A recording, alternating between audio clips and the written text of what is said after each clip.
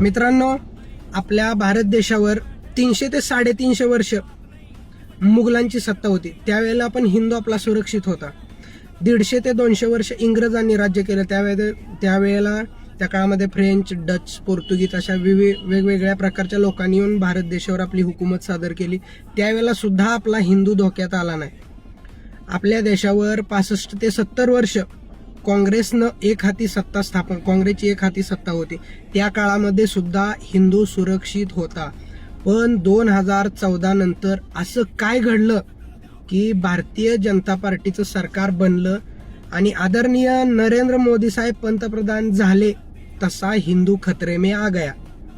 याच्यावरून तुमच्या लक्षात येत असेल कदाचित की हा धर्माच्या नावाखाली उभा केलेला प्रोपोगंडा आहे, किंवा या लोकांनी मान्य केलं पाहिजे की नरेंद्र मोदी साहेब पंतप्रधान झाल्यापासून आपला हिंदू धर्म खतरे में आ गया. याचा अर्थ देशाला सर्वात कमजोर पंतप्रधान मिळालाय, हे या लोकांनी मान्य करायला हवं. धन्यवाद.